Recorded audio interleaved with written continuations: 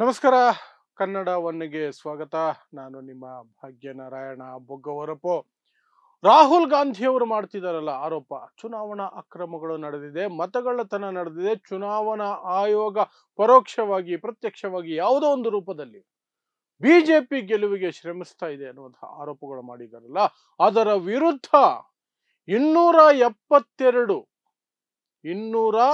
272 ಮಾಜಿ ಅಧಿಕಾರಿಶಾಹಿಗಳು ಅಥವಾ ಅಧಿಕಾರಿಗಳು ಒಂದು ಬಹಿರಂಗ ಹೇಳಿಕೆಯನ್ನು ಕೊಟ್ಟಿದ್ದಾರೆ, ಪತ್ರವನ್ನು ಕೊಟ್ಟಿದ್ದಾರೆ.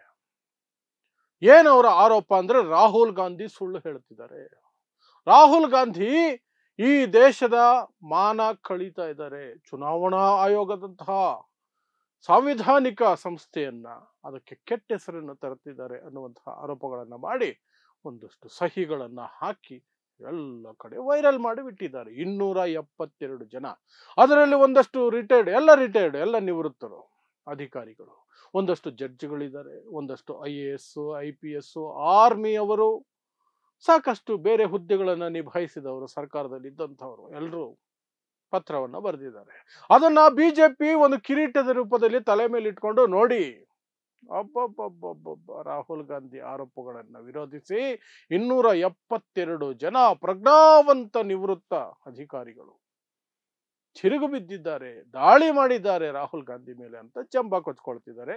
ಭಕ್ತರು ಅದನ್ನ ಮೈತುಂಬ ಅಂಟಿಸ್ಕೊಂಡು ಓಡಾಡ್ತಿದ್ದಾರೆ ಆ ಲಿಸ್ಟ್ ಅನ್ನ.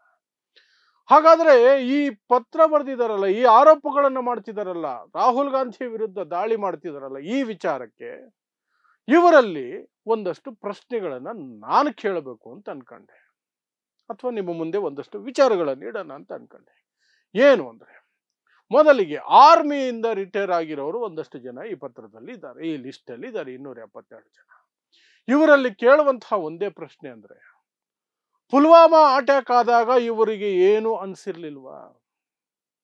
ಅಷ್ಟು ಮಟ್ಟದಲ್ಲಿ RDX ಗಡಿ ಒಳಗಡೆ ಹೇಗೆ ಬಂತು, ನಮ್ಮ ಸೈನಿಕರ ಜೀವ ಹೇಗೆ ಬಡಿತು ಅಂತ ಅನ್ಸೇ ಇರ್ಲಿಲ್ಲ. ಈಗ ಚುನಾವಣಾ ಆಯೋಗದ ಮೇಲೆ ಆರೋಪ ಮಾಡಿದಾಗ ಮಾತ್ರ ಎಚ್ಚೆತ್ಕೊಂಡ್ಬಿಟ್ಟಿದ್ದಾರೆ. ಪಹಲ್ಗಾಮ್ ದಾಳಿ ನಡೆದಾಗ ಅಷ್ಟು ಉಗ್ರರು ಅಷ್ಟು ಈಸಿಯಾಗಿ ಒಳಗಡೆ ಹೇಗೆ ಬಂದ್ರು, ಸುಮಾರು 50-60 ಕಿಲೋಮೀಟರ್ ಗಡಿಯಿಂದ ಬಂದಿದ್ದಾರಲ್ಲ, ಹೇಗೆ? ಅದನ್ನು ಕೇಳಬೇಕು ಅಂತ ಯೋಧರಿಗೆ, ಮಾಜಿ ಯೋಧರಿಗೆ ಅನ್ನಿಸ್ಲೇ ಇಲ್ವಾ?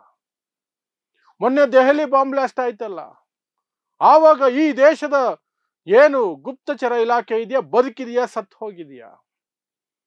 ಏನು ಮಾಡ್ತಿದ್ದಾರೆ ಗೃಹ ಮಂತ್ರಿಗಳು? ಏನ್ ನಡೀತಿದೆ ಈ ದೇಶದಲ್ಲಿ, ಸುರಕ್ಷತೆ ಎಲ್ಲಿದೆ ಈ ದೇಶಕ್ಕೆ ಅಂತ ಕೇಳಬೇಕು ಅಂತ ಅನ್ನಿಸ್ಲೇ ಇಲ್ಲ. ಬಟ್ ಎಲೆಕ್ಷನ್ ಕಮಿಷನ್ ಮೇಲೆ ದಾಳಿ ಮಾಡಿದಾಗ, ಎಲೆಕ್ಷನ್ ಕಮಿಷನ್ ಮೇಲೆ ಆರೋಪ ಮಾಡಿದ ತಕ್ಷಣ ರಾಹುಲ್ ಗಾಂಧಿಯ ವಿರುದ್ಧ ಇಷ್ಟುದ್ದ ಬರೆದು ವೈರಲ್ ಮಾಡೋದಕ್ಕಾಯ್ತು.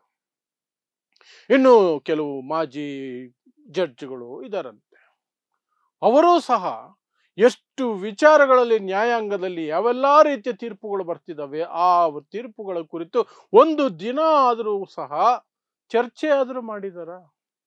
ಇಲ್ಲ. ಈಗ ರಾಹುಲ್ ಗಾಂಧಿ ಚುನಾವಣಾ ಆಯೋಗದ ವಿರುದ್ಧ ಮಾತಾಡಿದ ತಕ್ಷಣ, ಆರೋಪ ಮಾಡಿದ ತಕ್ಷಣ, ಕಣ್ಣಿಗೆ ಕಾಣುವ ಹಾಗೆ ಕೆಲವು ಅಕ್ರಮಗಳು ನಡೀತಾ ಇರೋ ಹಾಗೆ ಇದ್ರೂ ಸಹ ಅವುಗಳನ್ನು ಪ್ರಶ್ನೆ ಮಾಡಬಾರ್ದು ಅಂತ ಇಷ್ಟುದ್ದ ಬರ್ಕೊಂಡು ಕೂತಿದ್ದಾರೆ.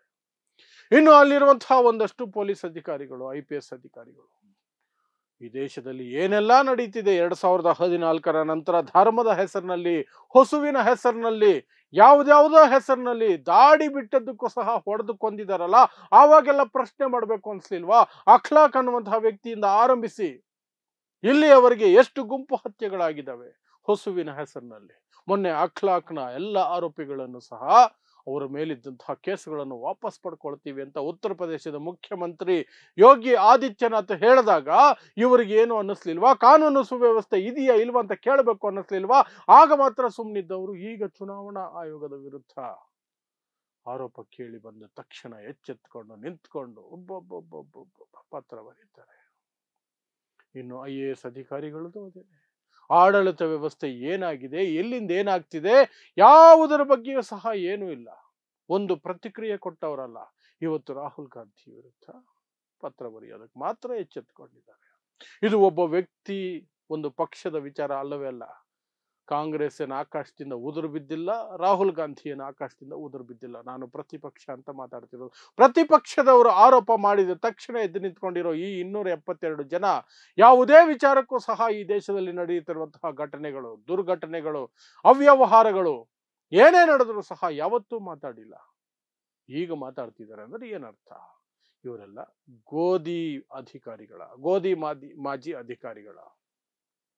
ಮೊದಲೇ ಗೋಧಿ ಮಾಧ್ಯಮ ಸೇರ್ಕೊಂಡು, ಎಂಜಲು ಮಾಧ್ಯಮ ಸೇರ್ಕೊಂಡು ಈ ದೇಶವನ್ನ ಬಿಜೆಪಿಯ ಅಪ್ಪನ ಸ್ವತ್ತು ಅನ್ನೋ ರೀತಿಯಲ್ಲಿ ಟ್ರೀಟ್ ಮಾಡ್ತಿದ್ದಾರೆ.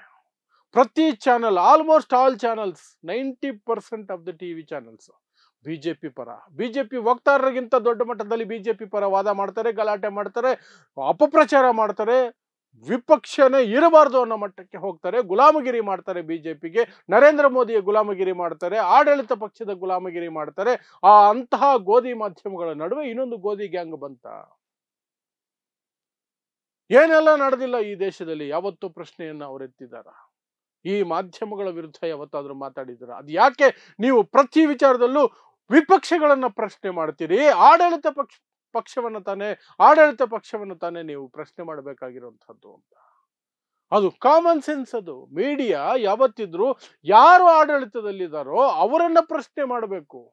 ಒಂದು ದುರ್ಘಟನೆ, ರೈಲ್ವೆ ದುರ್ಘಟನೆ ಆದ್ರೆ ವಿಪಕ್ಷಗಳ ಕಡೆಗೆ ಕಾಯ್ತಿರೋದು. ಅವ್ರು ಯಾರಾದ್ರೂ ಒಂದು ಹೇಳಿಕೆ ಕೊಟ್ಬಿಟ್ರೆ ದುಃಖದಲ್ಲಿಯೂ ಸಹ ಇವರ ರಾಜಕೀಯ, ದುರ್ಘಟನೆಯಲ್ಲಿ ರಾಜಕೀಯ. ಈ ಕಡೆ ಬಾಂಬ್ ಬ್ಲಾಸ್ಟ್ ಆಯ್ತು, ದೇಶದ ಸುರಕ್ಷತೆ ವಿಚಾರದಲ್ಲಿ ರಾಜಕೀಯ.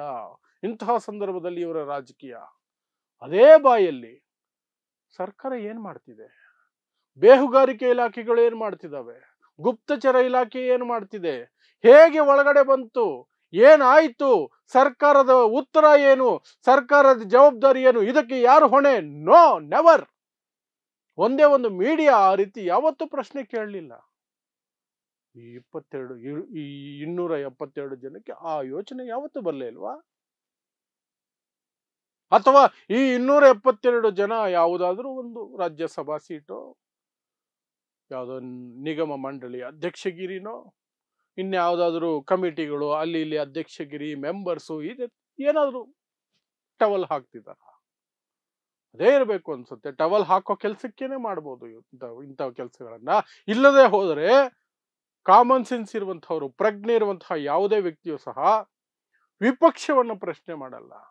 ವಿಪಕ್ಷದ ಜೊತೆ ನಿಂತ್ಕೊಂಡು ಆಡಳಿತ ಪಕ್ಷವನ್ನು ಪ್ರಶ್ನೆ ಮಾಡ್ತಾರೆ. ಅದು ಆಡಳಿತ ಪಕ್ಷ ಬಿಜೆಪಿ ಆಗಿರ್ಲಿ, ಕಾಂಗ್ರೆಸ್ ಆಗಿರ್ಲಿ, ಇನ್ಯಾರೇ ಆಗಿರ್ಲಿ.